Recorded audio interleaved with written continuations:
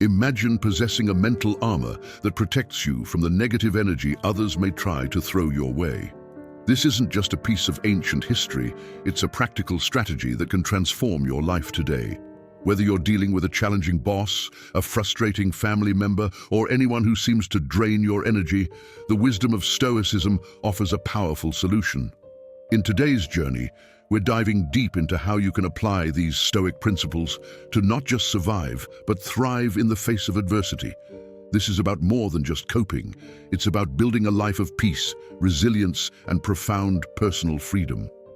The ancient Stoics had a secret weapon that could make them immune to the chaos and emotional turmoil caused by difficult people in their lives.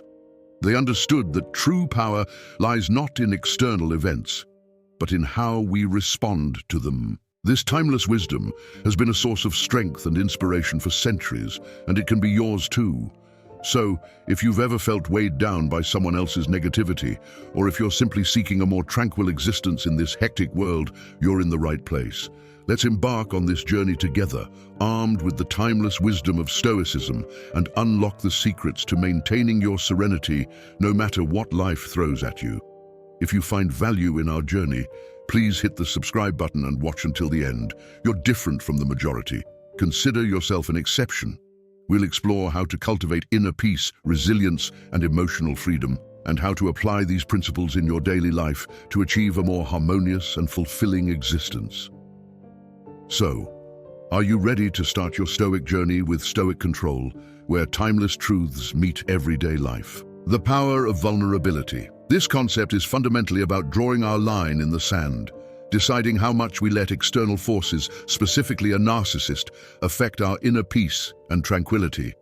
Marcus Aurelius once said, "You have power over your mind, not outside events. Realize this and you will find strength." This powerful statement resonates deeply when we face the challenge of dealing with a narcissist. It reminds us that our true power lies not in changing the narcissist or their behavior, which is often beyond our control, but in altering how we respond and relate to them. In the context of dealing with a narcissist, what we truly have control over is our reaction, our emotions, and how much mental real estate we give them.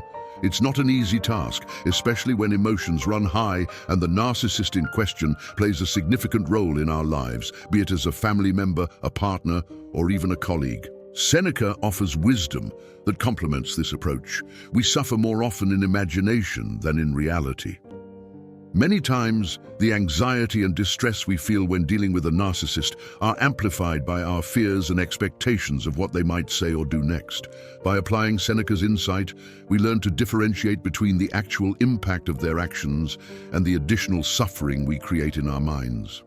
This doesn't trivialize the challenges posed by a narcissist. Rather, it empowers us to reclaim our mental space by focusing on the present reality rather than worst-case scenarios, minimizing the narcissist's role in your life. Imagine you're carrying around a backpack every day, and every negative interaction, every attempt at manipulation, every hurtful comment from the narcissist adds a rock to this backpack. It's heavy, it's exhausting, and it's slowing you down. What Stoicism teaches us is that we have the power to stop adding rocks to our backpack. We can't change the narcissist, but we can change how we let their actions affect us. Minimizing their role in our life starts with a conscious decision to shift our focus. This means actively working on redirecting our thoughts and energies towards things and people that uplift us, towards activities that bring us joy and peace.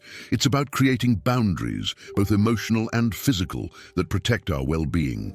This might involve limiting our interactions with the narcissist, changing the nature of our conversations to avoid giving them the ammunition to affect us, or in some cases, severing ties altogether. But it's important to acknowledge the emotional toll this process can take. Stoicism doesn't mean suppressing our feelings.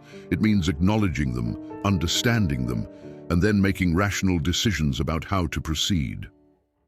If you're dealing with a narcissistic parent or sibling, you're not just dealing with a problematic individual, you're grappling with the loss of the supportive, loving relationship you deserve.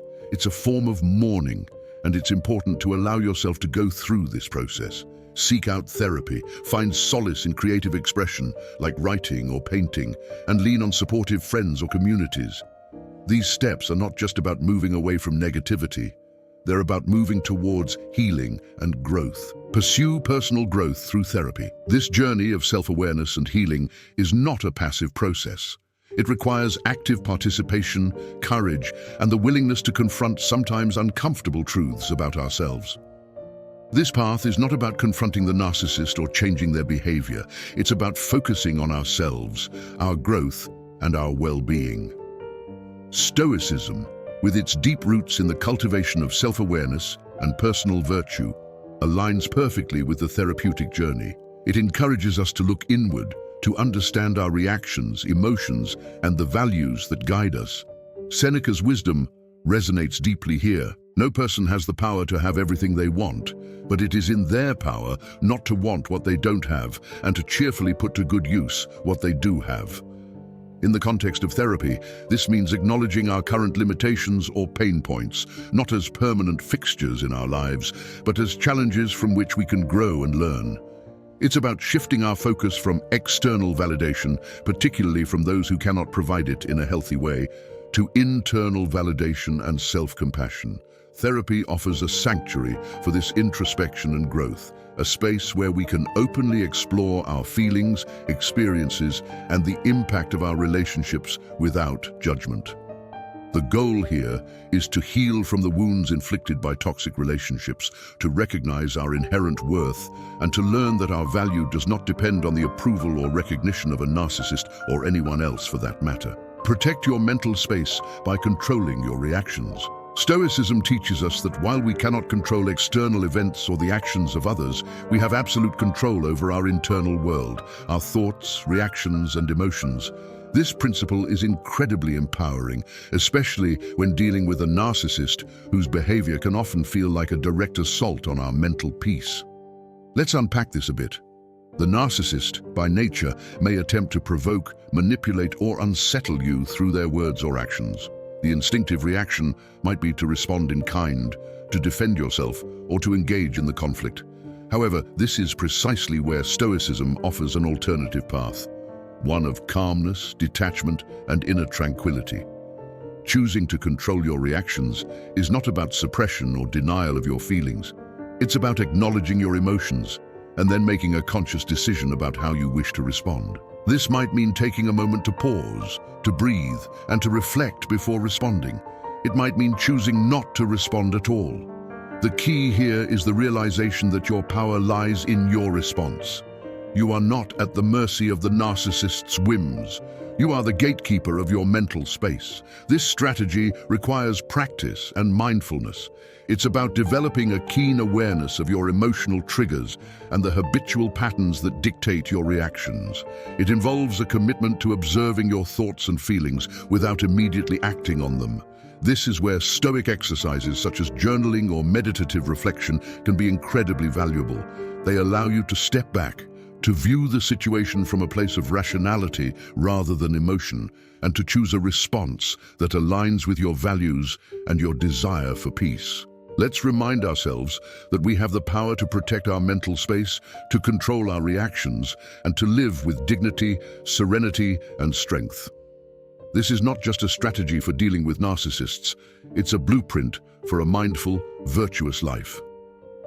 As we wrap up today's journey through the wisdom of Stoicism and its application in dealing with challenging personalities, remember this: your peace of mind is your sanctuary, a fortress that no external force can breach without your consent. Like the Stoics, we have the power to choose our responses, to stand firm in the face of adversity, and to cultivate a life of tranquility and resilience. The strength you seek is not beyond you, it is within you, waiting to be harnessed and nurtured. If you found value in our journey together, we humbly ask that you express your support by liking and subscribing. Your thoughtful reflections and insights are welcome in the comments below. Share this wisdom with others, and remember that as we continue on this path of personal growth and empowerment, let us hold dear the timeless wisdom of the Stoics. May their principles guide us in our pursuit of virtue, may their practices calm our minds, and may their philosophy inspire us to live with intention and purpose.